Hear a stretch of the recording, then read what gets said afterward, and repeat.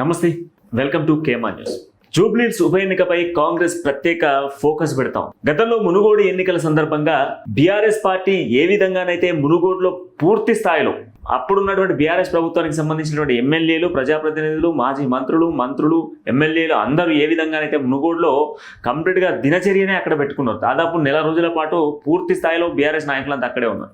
ఇప్పుడు అదే స్ట్రాటజీని ఇప్పుడు కాంగ్రెస్ కూడా పాటించేటువంటి ప్రయత్నం చేస్తూ ఉంది. అదే స్ట్రాటజీని ప్లే చేసేందుకు ప్రయత్నాలు చేస్తూ ఉంది. అయితే ఇప్పటివరకు జూబ్లీహిల్స్కి సంబంధించిన ఉప ఎన్నిక నోటిఫికేషన్ వరకు మనం చూసుకున్నట్లయితే 150 కోట్లతో నిధులను కేటాయించి కంప్లీట్గా డెవలప్మెంట్ పనులు చేస్తూ ఉన్నారు. వేగవంతంగా డెవలప్ చేసేటువంటి ప్రయత్నాలు చేస్తూ ఉన్నారు జూబ్లీహిల్స్లో. ఇక దాంతోపాటుగా 3 మంత్రులు అండ్ దాంతోపాటుగా మనం చూసుకుంటే 7 డివిజన్లలో దాదాపు 2 డివిజన్లకు ఒక్కొక్క మంత్రిని పెట్టడం జరిగింది. అండ్ ప్రతి డివిజన్కి ఇద్దరిద్దరు ఎమ్మెల్యేలను, అదేవిధంగా 18 మంది కార్పొరేషన్ చైర్పర్సన్లను కూడా కాంగ్రెస్ పార్టీ అక్కడ దించే ప్రయత్నం చేసింది. కాంగ్రెస్ పార్టీ కంప్లీట్ స్ట్రాటజీ ఏంటి? ఈ 22 నెలల కాంగ్రెస్ పాలనలో గత ప్రభుత్వానికి సంబంధించినటువంటి ద్రోహాలు, గత ప్రభుత్వం చేసినటువంటి దుర్మార్గాలు, గత ప్రభుత్వంలో జరిగినటువంటి అవకతవకలన్నీ వివరించుకుంటూ కాంగ్రెస్ ప్రజాపాలన ఏర్పడిన తర్వాత ఎంత అభివృద్ధి జరుగుతూ ఉన్నది, ఈ ఉప ఎన్నిక ద్వారా దాదాపుగా కూడా 150 కోట్లతో ఎంత డెవలప్మెంట్ చేస్తున్నాం అనేది చూపించేటువంటి ప్రయత్నం కాంగ్రెస్ పార్టీ చేసేటువంటి ప్రయత్నాలు చేస్తూ ఉన్నారు. దీనికి సంబంధించి కంప్లీట్గా కూడా మీనాక్షి నటరాజన్, ఏది తెలంగాణ కాంగ్రెస్ పార్టీకి సంబంధించినటువంటి వ్యవహారాల ఇన్ఛార్జ్గా ఉన్నటువంటి మీనాక్షి నటరాజన్ కంప్లీట్గా కూడా తెలంగాణలో పాగేసుకొని కూర్చున్నది. తెలంగాణలోనే కూర్చొని ఎప్పటికప్పుడు సమీక్షలు నిర్వహించుకుంటూ, ఎప్పటికప్పుడు సమావేశాలు నిర్వహించుకుంటూ, ఎప్పటికప్పుడు మంత్రులతో, తదితర ఎమ్మెల్యేలతో, కార్పొరేషన్ చైర్పర్సన్స్తో, దాంతోపాటుగా అక్కడ ఉన్నటువంటి డివిజన్లకు సంబంధించినటువంటి కార్పొరేటర్లతో ఎప్పటికప్పుడు కూడా చర్చిస్తూ ఉన్నారు. దాంతోపాటుగా జిహెచ్ఎంసీకి సంబంధించిన మేయర్తో చర్చిస్తూ ఉన్నారు. ఎక్కడ ఎలాంటి అవాంఛనీయ ఘటనలు కానీ సంఘటనలు కానీ చోటు చేసుకోకుండా కంప్లీట్గా కూడా కాంగ్రెస్ ఈ 22 నెలల పాలనలో ప్రజలకు ఏం చేసింది, ఏ విధమైనటువంటి పథకాలను తీసుకొచ్చింది, ఏ విధంగా ప్రజల్ని ఆదుకునే ప్రయత్నం చేస్తూ ఉన్నది, ఏ విధంగా ప్రజల్లోకి వెళ్ళాలని చూస్తూ ఉన్నారు, ఇవన్నీ కూడా ప్రజాపాలనను కంప్లీట్గా ప్రజలకు వివరించే ప్రయత్నం కాంగ్రెస్ చేసేందుకు ఏర్పాట్లను చేస్తూ ఉన్నారు.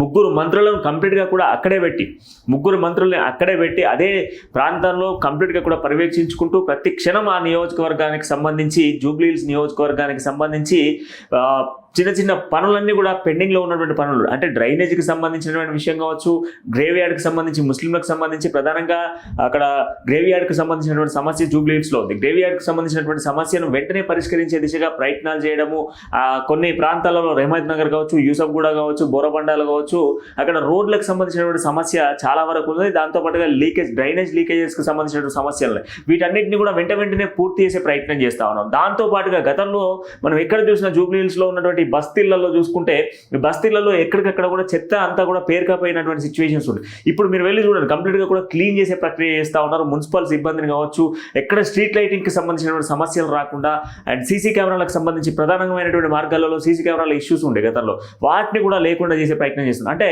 కంప్లీట్గా మునుగోడు కానీ, హుజరాబాద్ కానీ, దుబ్బాకలో జరిగినటువంటి ఉప ఎన్నికల్లో బీఆర్ఎస్ ఏ విధమైనటువంటి స్ట్రాటజీని ప్లే చేసిందో అదే స్ట్రాటజీని ఇప్పుడు ప్రభుత్వం ప్లే చేయబోతా ఉన్నది.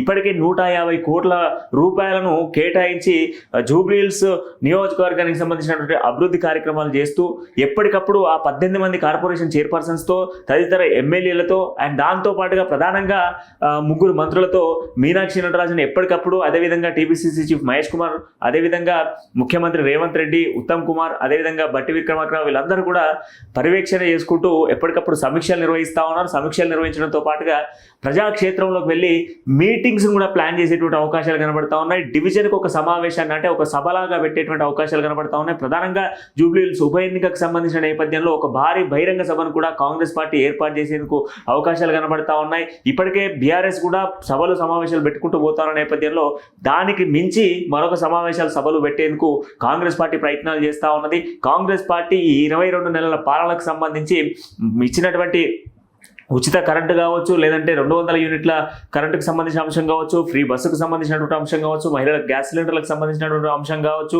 సన్న బియ్యానికి సంబంధించినటువంటి అంశం కావచ్చు, ఇక ఇందిరమ్మ ఇండ్లకు సంబంధించినటువంటి విషయం కావచ్చు, లేదంటే విద్యార్థులకు సంబంధించినటువంటి విషయం కావచ్చు, ఉద్యోగాలకు సంబంధించినటువంటి విషయాలు కావచ్చు, వీటన్నిటిపైన కూడా ప్రత్యేకంగా డోర్ టు డోర్ తిరుక్కుంటూ ప్రచారాలు చేస్తూ ఉన్నారు. గతంలో బీఆర్ఎస్ ఏవేదైతే స్ట్రాటజీలు ప్లే చేసుకుంటూ మునుగోడులో కానీ ఇతరత్ర ఎన్నికల్లో ప్రయత్నాలు చేసిందో అదే ప్రయత్నాన్ని ఇప్పుడు కాంగ్రెస్ చేసేటువంటి ప్రయత్నం చేస్తూ ఉంది. ఇప్పుడే వీటికి సంబంధించినటువంటి సమావేశాలకు సంబంధించి ముఖ్యమంత్రితో పాటుగా ఈ వివిధ సీనియర్ నాయకులతో కూడా సమావేశాలు పెట్టేందుకు ప్రయత్నాలు చేస్తూ ఉన్నారు. మీనాక్షి నటరాజన్ కూడా ఒక రోజు కంప్లీట్గా కూడా ఆ యొక్క నియోజకవర్గంలో తిరిగేటువంటి అవకాశాలు కనబడతా ఉన్నాయి. ప్రచారాన్ని జోరందించేటువంటి అవకాశాలు కనబడతా ఉన్నాయి.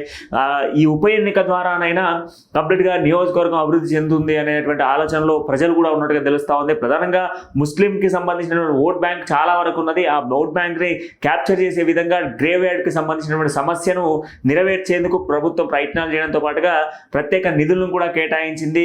3 మంత్రులు రోజుకొక ఓపెనింగ్ చేసుకుంటూ ముందుకు వెళ్తున్న సిచ్యువేషన్స్ కనబడతా ఉన్నాయి. మరి ఇలాంటి ప్రయత్నాలతో ప్రజలకు వెళ్తా ఉంది. ప్రజలు నిజంగా కాంగ్రెస్ పార్టీని విశ్వసించేటువంటి అవకాశాలు ఉన్నాయా? నిజంగా ప్రజలు కాంగ్రెస్ చేస్తున్నటువంటి ఈ యొక్క కార్యక్రమాలకు సంబంధించి స్పందిస్తారా? రాబోతున్నటువంటి ఈ ఉప ఎన్నికల్లో మరి కాంగ్రెస్ పార్టీకి ప్లే చేస్తున్నటువంటి స్ట్రాటజీ కావచ్చు, పని చేస్తున్నటువంటి తీర్పుకు మరి ప్రజల తీర్పు ఏ విధంగా ఉండబోతుంది? వీటన్నిటికి సంబంధించి మరిన్ని వీడియోలతో మళ్ళీ కలుద్దాం.